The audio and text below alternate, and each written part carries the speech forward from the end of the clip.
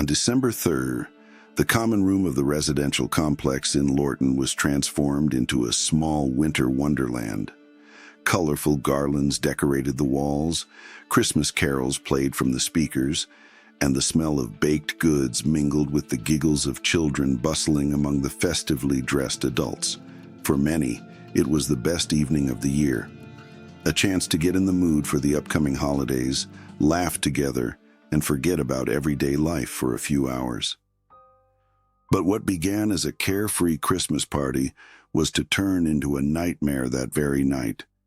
Because that evening, 5-year-old Melissa Brannon disappeared without a trace.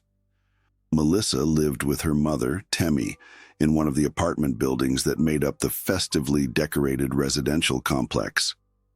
Temmie had started a new life in Virginia after divorcing Melissa's father and worked as an accountant. She was well known in the neighborhood, friendly, helpful, always ready to listen to others. And Melissa was a lively, bright child whom almost everyone in the complex knew. That evening, she was full of anticipation for the party. There were cookies, games, music, everything that makes a child happy. Temmie chatted with acquaintances while Melissa darted through the rooms with other children. Everything seemed perfectly normal. Around 10 p.m., Temmie wanted to leave. She asked her daughter to get her jacket while she said goodbye to a few neighbors. Melissa nodded, disappeared toward the coat rack, and never returned. At first, Temmie thought Melissa might have gotten distracted or gone into one of the other rooms with one of the other children. She called for her, looked under the tables, in the hallways, even in the bathrooms. But there was no sign of Melissa anywhere.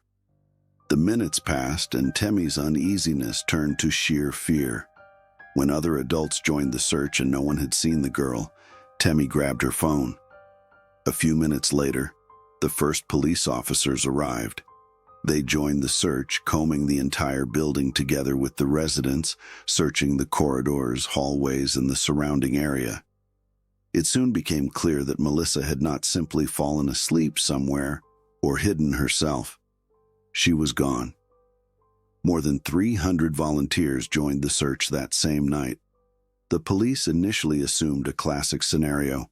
A small child gets lost in the dark, runs into the nearby forest, and cannot find her way back.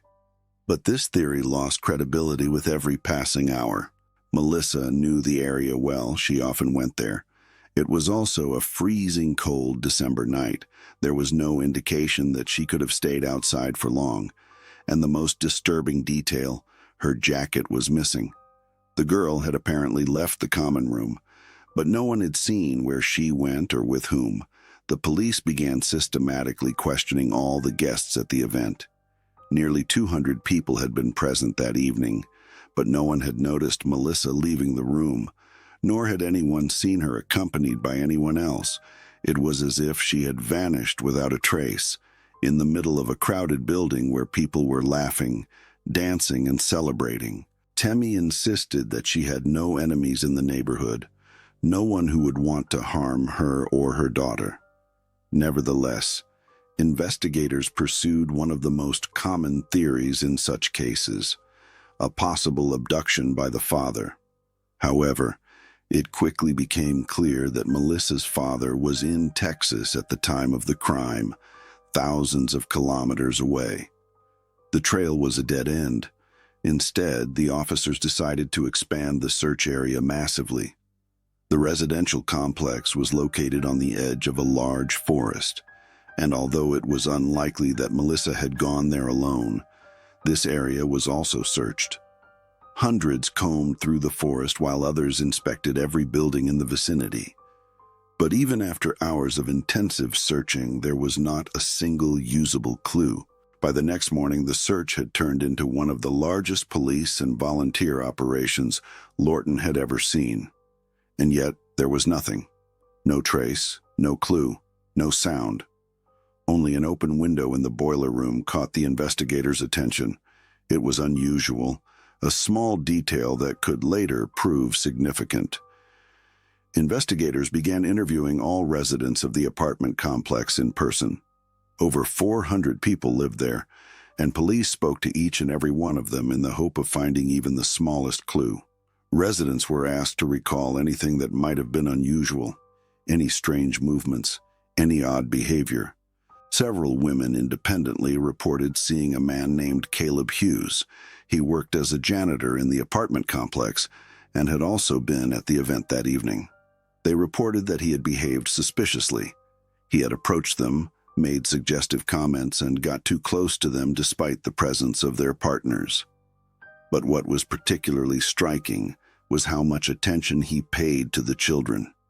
Several parents had an uneasy feeling about him, even though no one could say anything specific.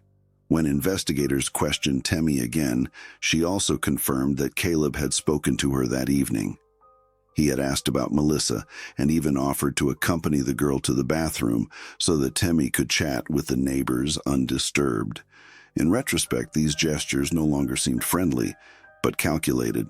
The police wanted to question Caleb that same night, but he was nowhere to be found, either in the apartment complex or at home. His wife opened the door and said he hadn't returned yet. It was hours later when the officers arrived again, and this time he was there. Caleb explained that he had not come home until around 1:30 a.m.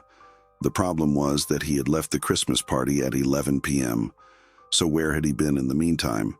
His answer: he had gone to buy alcohol, which seemed highly implausible given the curfew in Virginia, and it got even stranger. When the officers asked to see his work clothes, Caleb said he had washed them immediately, including his shoes. The police insisted on taking them with them. Upon inspection, investigators found not only unusually clean shoes, but also cut-off pieces of the soles, an empty knife sheath, and a leather belt. Caleb had no answer when asked about the knife. With each new detail, the investigators' suspicions grew. The clothes were taken to a special laboratory where forensic technicians used luminol testing to reveal traces of blood on Caleb's shoes.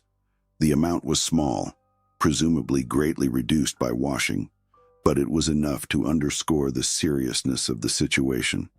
Nevertheless, definitive proof was still lacking. The police took Caleb to the station, where he was interrogated for hours. Despite the incriminating evidence, he insisted on his innocence. He claimed that he did not know Melissa and had never seen her before. However, this statement contradicted the statements of several witnesses, including Temmie, who confirmed that Caleb had spoken to her daughter and even offered to accompany her to the bathroom. When the officers confronted him and said, "We know you're lying," Caleb remained stone cold. His response: "Prove it." With no concrete evidence, he had to be released. The next morning, however, investigators sought to speak with his wife again, this time in his absence. She revealed a striking detail. She had noted the mileage on his car on the evening of the party, and when he returned, the odometer showed about 19 kilometers more than before. This information was a turning point. It directly contradicted his statement that he had only wanted to buy alcohol briefly. The nearest store was only a few minutes away. Thanks to the mileage information, investigators were now able to calculate the search radius, an area of about 40 square kilometers around the residential complex. Police, volunteers, and even the military began systematically searching the area. Helicopters, search parties, divers, everything was deployed. At the same time, the police arranged for all the apartments in the residential complex to be searched, with the consent of the residents. The hope was that Melissa might have been hidden or locked up somewhere, but no trace of her was found either in the buildings or in the adjacent forest. The only thing investigators could find near the event was an inconspicuous shoe print under the window of the boiler room, the room where the window was open. The print clearly belonged to an adult. No children's footprints were found nearby. The trail led directly to the parking lot. The theory gained weight. Melissa had not gone out alone.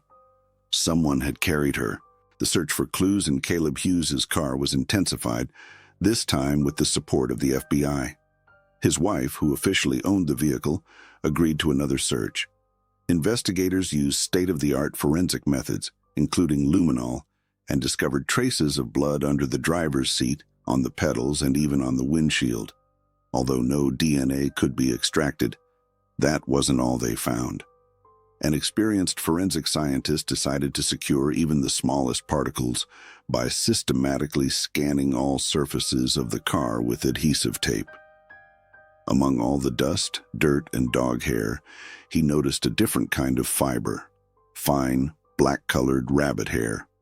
A sample from Temmie's winter jacket, which was made of exactly the same material, confirmed the suspicion. It was the exact same fabric. Even more revealing was a single blonde hair also found on the passenger seat.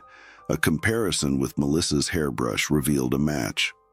The crowning glory, however, were hundreds of tiny fibers in red and blue, exactly the colors of the outfit Melissa had worn on the evening of her disappearance.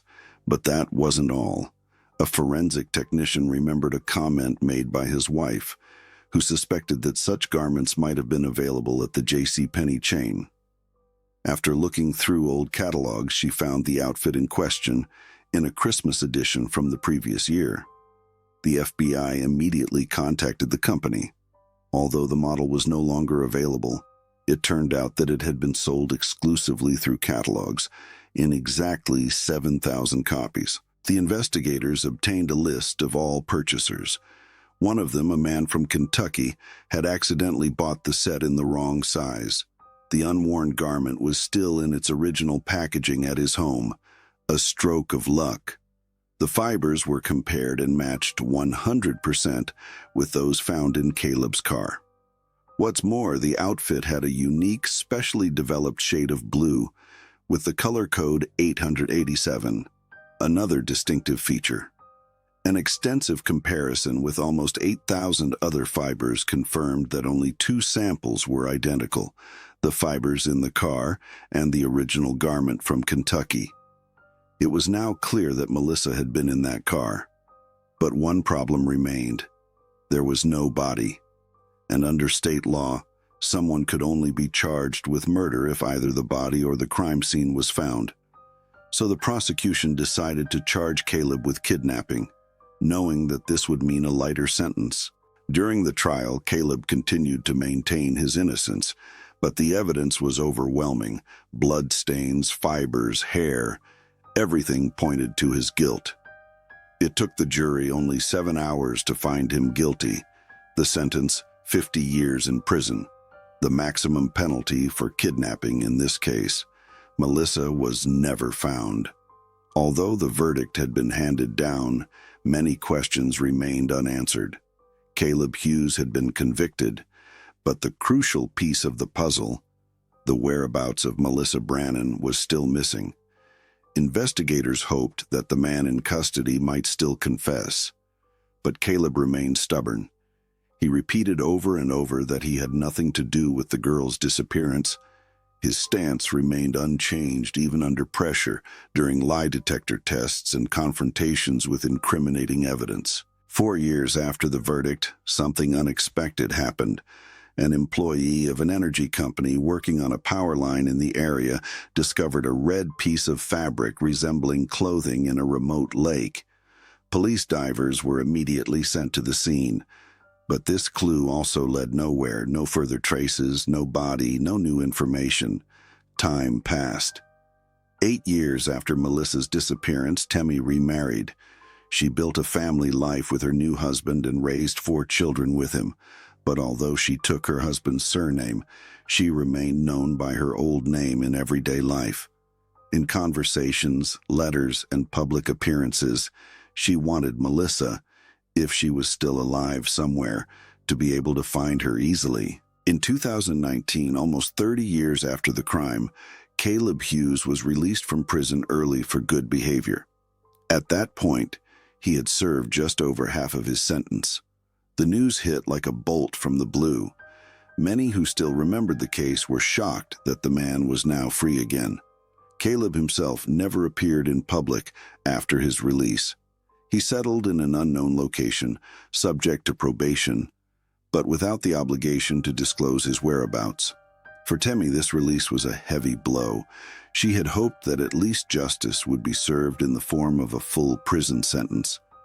But she kept fighting, quietly but persistently. She campaigned for missing children, supported other families in similar situations, and spoke to organizations working to improve child abduction legislation. Melissa Brannon is still officially listed as missing. There is no gravestone, no memorial, no final closure. Just a photo of a little girl with blonde hair that remains in many family albums, at the police station, and in the hearts of those who have never forgotten what really happened on that December 3rd,